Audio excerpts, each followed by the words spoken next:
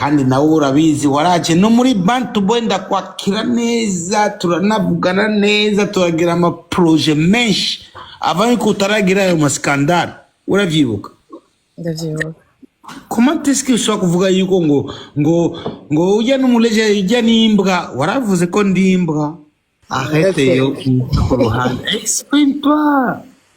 Okay, ugambye ubwo novuga Big Fizzo urabizi ko je nsanzwe ndi umufana wawe hanyuma nibaza ko hariho ibintu hakiyemo byo kandi nawe warababaye kuko warabivuze uravuga ati hari umuntu yakubwiye nabi kandi nije naravuze nabi singiye guharira muga nibaza ko kugira no kugira mvuge nabi hariho n'ibintu bakuye out of context uravyumva hariho live nagize j'étais en train de parler sur le cas de la chanson il y a une chanson il y a Alvin Smith donc il y a Mondoro et puis il y avait un commentaire que tu avais fait à mon live je parlais sur ça donc Fizzo a influencé Yoni Akabaye peut-être à fait à ma côté parce que abana bakiri batonya et puis j'ai parlé de ça sur Instagram ndibuka Dumba na Endomike baciye baza kuri live hama et puis on a commencé à parler la musique ensemble et puis Endomike yakarambira nuse kuvuga ibintu nk'ibyo Fizzo nuse kuvuga mu izina no muri legend ndavuga yes vraiment je Fizzo ndamwemera muga cette fois-ci quand même il a déconné parce que yahingamye gatonya iyo yumviriza l'histoire yabo ko ari batatu peut-être ari gutahura ko le message qu'il avait donné hariho ikivuze cyane sur la situation kirabaho hanyuma turanafata n'umwanya vraiment turavuga Fizzo hari ibintu yakoze vyiza na parle vraiment y'imyaka wakoze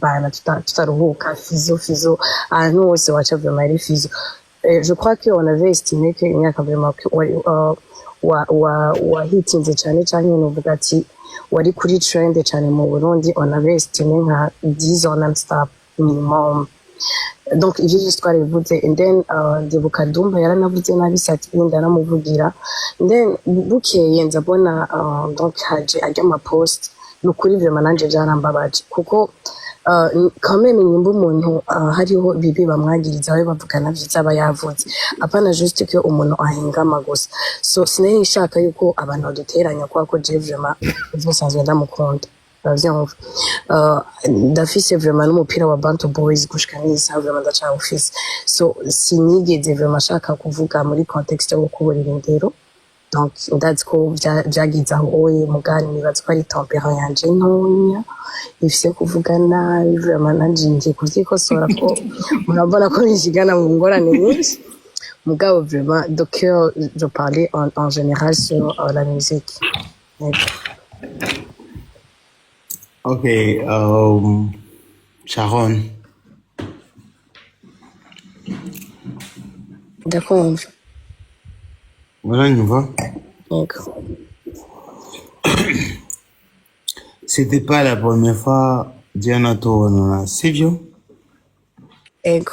Ikintu cyambere wakoze waje muri Bantu Boy turahura turaganira kandi si noba nibagiye ikintu ntitwagufashe nabi uyu mwanya kiriye neza cyane sivyo? Okay, ni nkuko navuze nti hari ukuntu umuntu ashaka kuvuga ikintu mugabo uwundi muntu akagitahura ukundi. Vrai. True. Yeah. Jewe kugira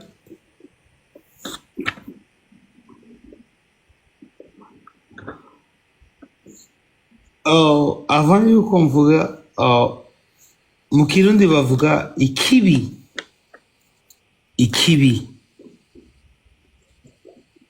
sukugwa ariko ikibi gikugumayo urumva.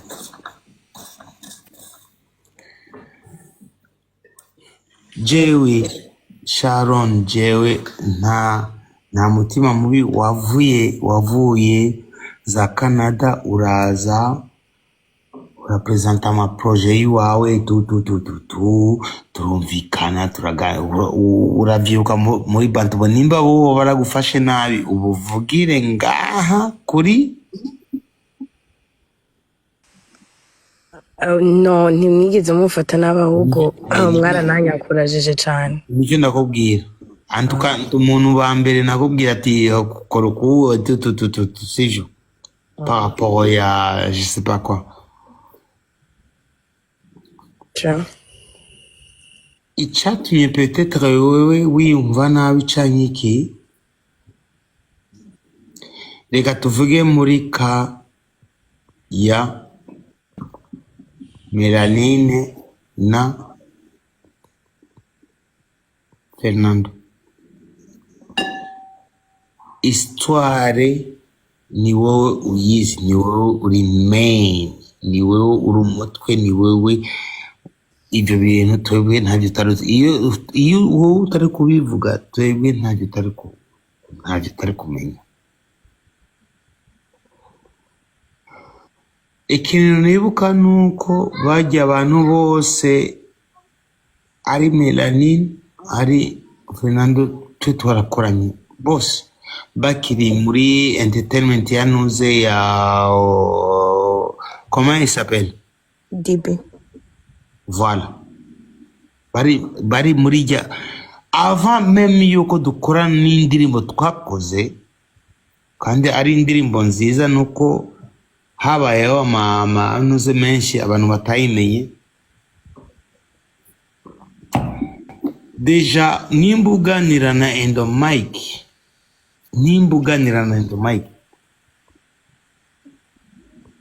natangiye gukunda bajya abana iyo kontra yo kuza kuririmba nabo itaraba. Moi je croyais ko ari abagande iki niki parce que baje na style yiwabo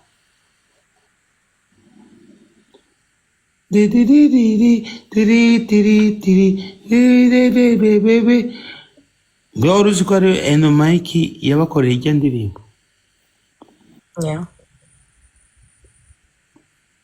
niwashaka ubaze na Endomike namba gititu abo bana ni gute Endomike aravuga ati ega nije nabakoreye indirimbo ndavuga ati what urumva so ntituze turatwagwa ni shavu byinshi antuka ndakubwiza ukuri waraje muri Bantu Boy ndakwakira neza turaganira ama projet menshi sinzi yuko hari kibije nigeze ndakuvuga ko oya nane mwigeze bikora afise ese kuri jya ndirimbo wigeze wumva ko na jingo ya Bantu Boy ko wavuze ngo je ndiko ndaba profeta ijya ndirimbo yabo warumvise wumva ko na jingo ya Bantu Boy bya vrai tuvugisha ukuri warigeze wumva na jingo ya Bantu Boy kuri jya ndirimbo yabo yatumye ba blowing yakoze wehe Sharon yakoze wehe jya ndirimbo indirimbo ya kwa kose nyinshi indirimbo yatumye ba blowing indirimbo batumye ba blowing You're away. I'm not sure. Don't get me using away. Jewe away niyo nawamenye ko. Nimba ariyo yatumye ubamenya niyo yatumye abantu bose antuka abantu bose biinteresa. Iyo ndirimbo yakorewe he? Yakoze nani? Petit isho Endomike.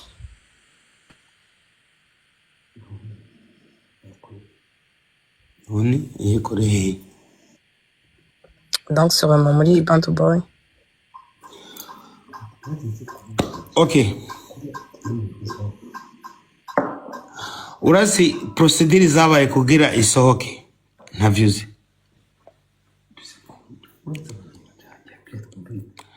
Navyuzi. Je ne sais pas. Navyuzi. Rero uriko uramvuga ngo yuko ngo jewe ngo ndiko ndagira uku no. Ariko vyose je ndabitahura kuko umuntu ashobora kuba afise ishavu ni nkuko jewe umugore wanje muzanira iki bishobora kuba iki mugabo ntushobora kwakiza directement uku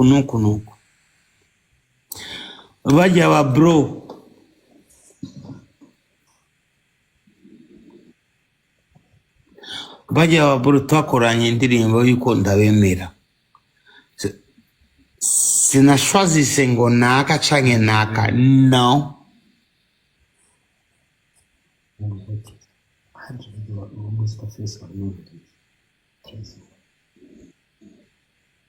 urumva D'accord. wewe wajanye n'ibishobisho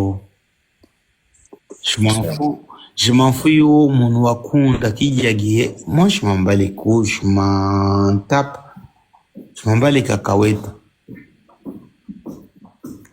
ariko gusa kunyagiriza ngo jewe ngo nshigikiye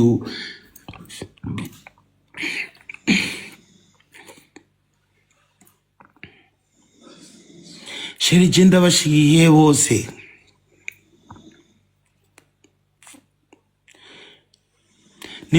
ni mwebwe mutuma habaho amacakubiri canke iki je ndabashigikiye bose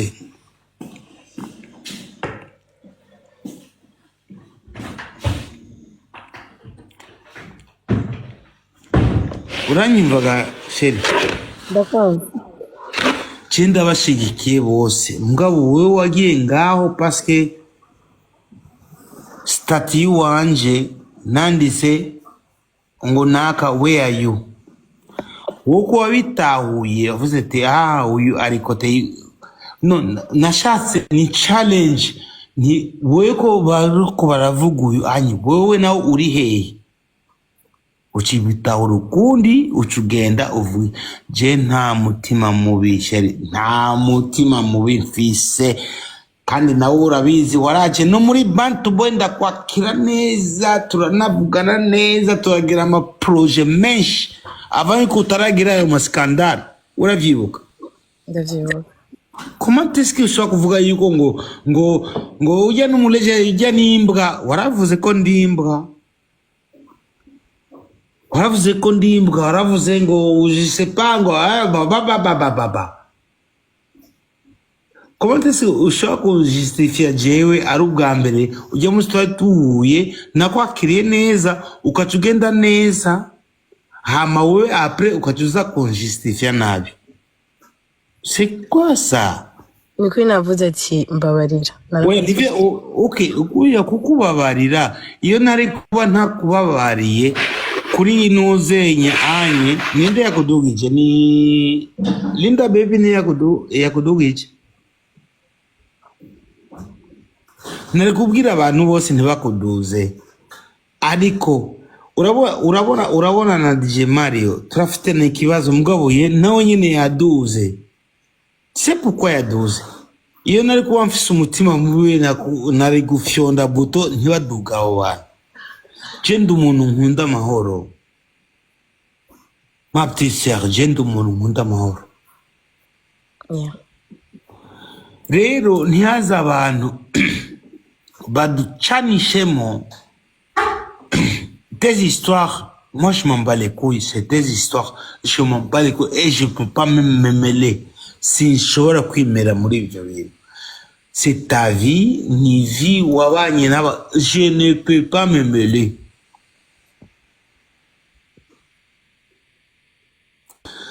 Ariko ce qui me fait chier, c'est parce que tu m'as attaqué, jewe attaqué na kimwe. Utaratahura n'impamvu iki ngo uyu waravuze nabi je ne sais même pas pourquoi nakwemereye yuko nja kuri inuza je ne sais même pas pourquoi mais nimba naragukoreye nimba hari kosa noba narakoreye je suis désolé c'est 2025 jewe shaka kuba ndi net hari kosa noba naragukoreye ga madame nukuri nakosa nkoreye jenje ariko se mu gutwarwa n'ibishobisho. Voilà. Kandi Fizo navuga ni Chérie-moi, ntaguciramo, chérie-moi. Oh, sorry. Okay. Dufana abantu. Okay. On a les droits de gufana abantu. On a toutes les droits de gufana abo dukeneye bose.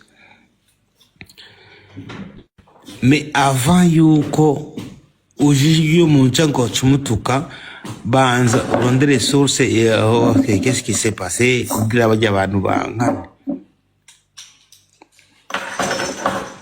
Je ndi umuntu wa mbere nafana, ndi umuntu wa mbere na promotinga We Love Music. Wowe utaraza be, wowe utaraza sheri, wowe utaraza bakwagiriza yuko ari wowe watandukanye. Wowe utaraza, moi j'étais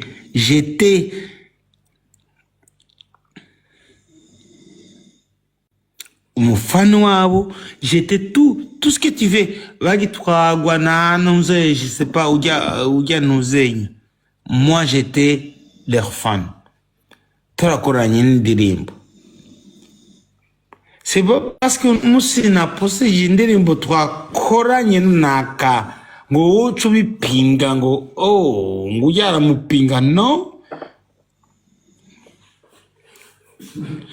C'est mes frères Fernando,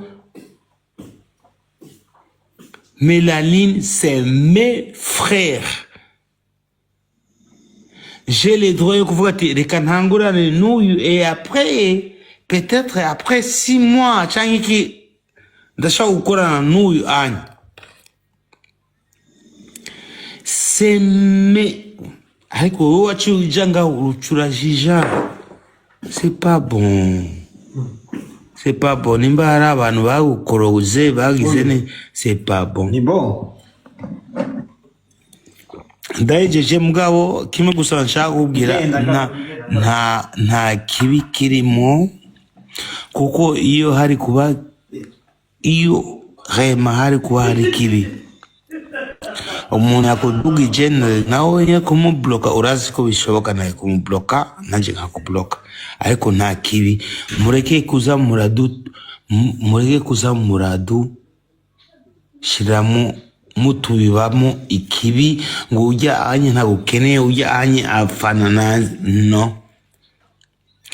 Nimba je nkora korabona naka nuko mba nshaka yuko aho twebwe tutigeze tugeza abandi bahageze.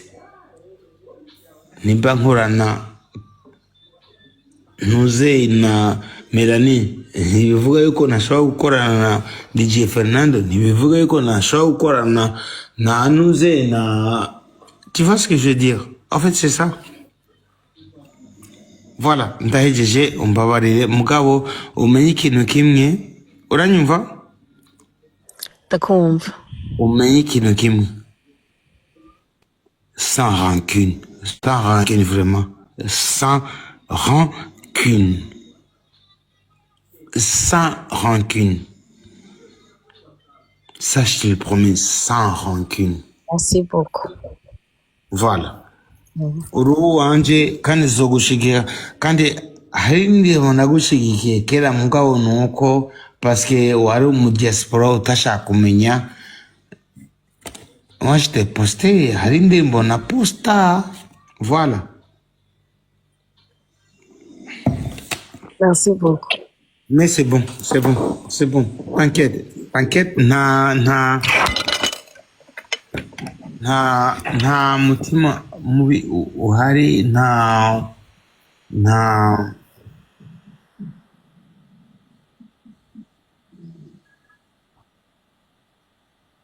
comment dirais-je, non, tout simplement nta mutima mubi et tout.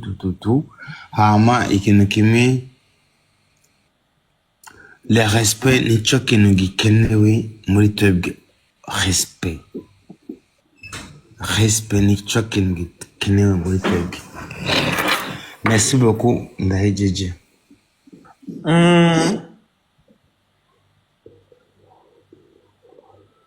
Je ndaryohewe kwanza kubona muhejeje neza mu mahoro n'umutekano. Ni ibintu vyiza burya iyo ubona ko wakosheje gusaba ikigongwe ni ikintu ciza. Benshi barabona yuko gusaba ikigongwe ari ibintu vyo kumenga urigayishije, ariko nta kintu kiryoshe nko gusaba ikigongwe ukacemererwa, kuko n'imbere y'Imana acafuta rijya kosa wamukoreye. Sinzi ko ngaho mugitahura. Je vraiment ndaryohewe kubona ingene Lisharon ashoboye kwemera ikosa agasaba ikigongwe ku muntu yakigiriye iryo kosa, uwakorewe ikosa yemeye kumubabarira. Ni ibintu vyiza biheze mu mutekano nankere. Nizere yuko ubucuti bugiye kubandanya no gusoneranira no gusapotingana nkuko kuko mwese musanzwe muri n'abaririmbyi imbere. Je nibaza ko ni bon muhejeje neza vuba. natwe rero turazitumiza. Je nibaza yuko Fizo nimba ushobora kutwemerera ariko tomureka karuhuka kuko urabona bugira buce. Oya, ikintu kimwe ego c'est vrai, n'amasaha menshi tuko turaganira,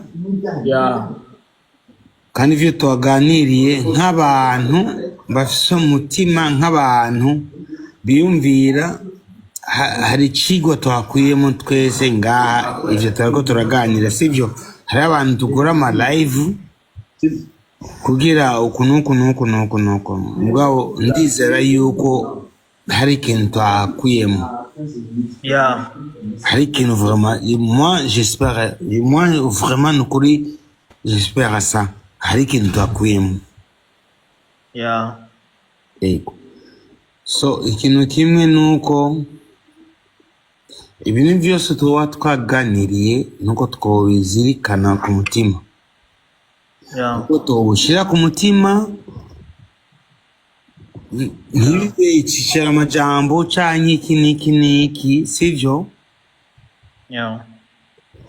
Twavuganye, hari abantu twavuga ati okay sawa uku vyagenze uku, kandi jewe ico niyemeje nuko twoganira, peu importe tuganira kuvyerekeye umuziki ndundi, parce que jewe